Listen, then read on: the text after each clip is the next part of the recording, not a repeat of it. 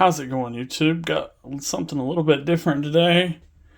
Now, there's a whole lot of different reasons or uses for your knife each day, but I will not pick something unless it is super slicer usually. At least when I'm cutting something, you know. A lot of this list is pretty common sense to me, but it might help some people out. I picked a few knives from my collection that I thought were pretty good at slicing. If you know me, you know I like hollow grinds, but it's not just hollow grinds. I'll go over each one of these knives really quick and tell you. But first, let's go over what makes a knife super slicey. Where should we start? For one, I don't think steel matters a whole lot when it comes to this, because you can make any steel slice really well. You just have to sharpen some of it more. But here's my list. First, edge angle. The lower the angle, of course, the easier it cuts, but usually means it'll dull out faster. Another one is blade stock. Of course, thinner blades are going to cut better. Thicker blades are going to struggle more.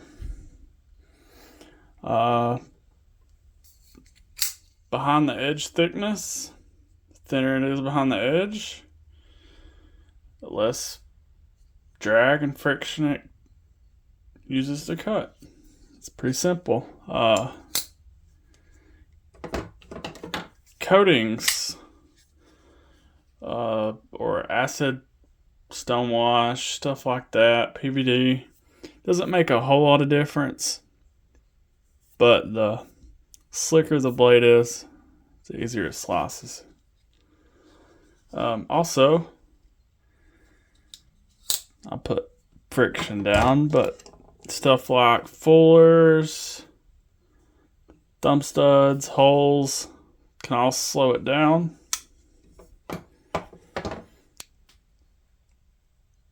And the grind, of course.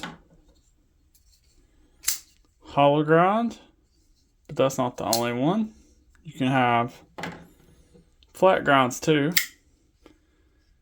like this Asher Douglas. It's a flat grind, but it is a very thin blade. What is it? 2.4 millimeters. So it slices very well. All Ashers are about that thin.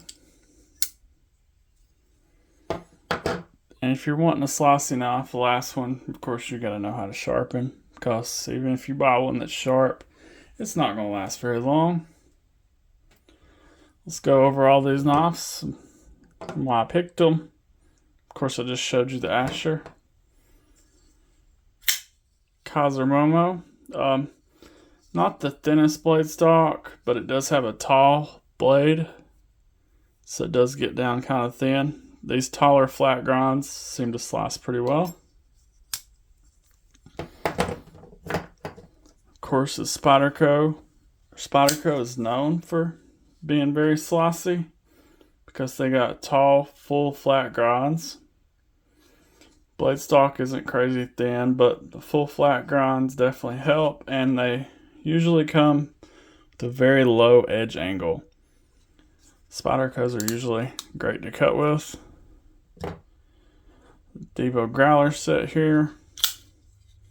It is a flat grind, but it is a tall flat grind, really thin behind the edge.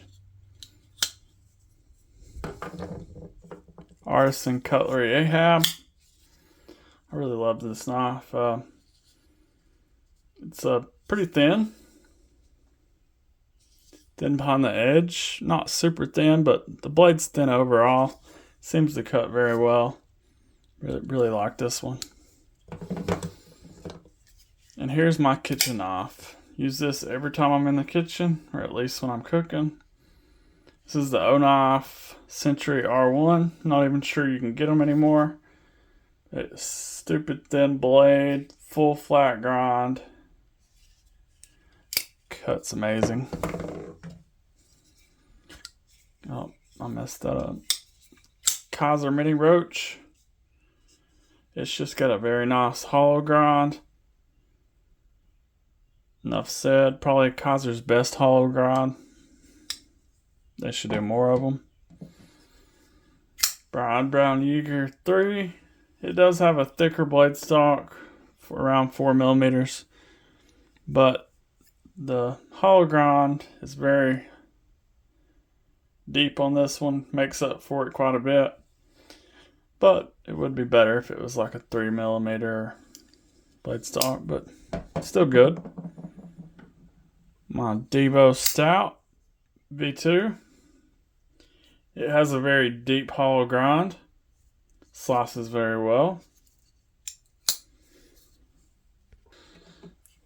Keto Triad V2. This one has a thin blade and hollow grind or compound grind. Very thin behind the edge. They don't really come that sharp, so you got to put your own edge on them. But after that, they are very slicey. Tuya Shocker. This one has been a phenomenal knife in the short time I've had it. It is very thin behind the edge, hollow grind. Makes up for this part. It would be better if it was hollow all the way to the top, but it's so thin behind the edge it makes up for it. Pretty much the same thing can be said for this one. Yan Chevron. Very thin behind the edge, hollow grind. Nicely done. Slices are great.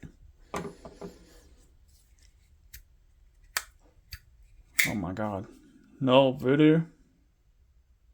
Another thin hollow grind.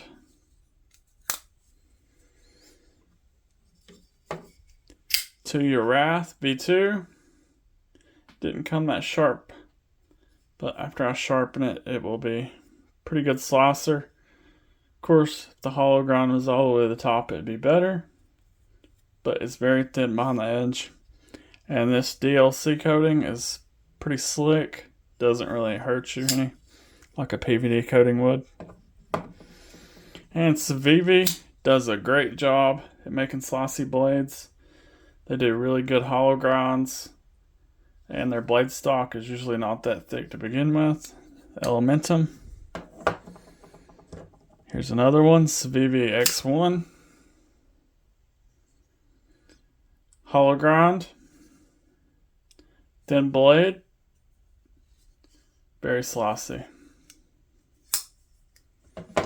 Here's Budget Civivi Sim Cut. This is the Slashkin.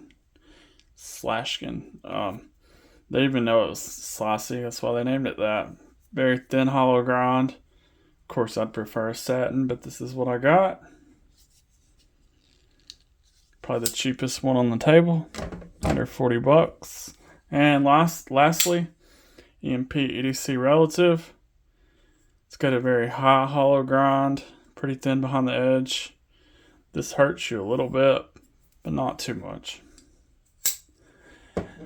This is definitely not all the ones in my collection. I have like 300 knives, but this is a few that popped out to me.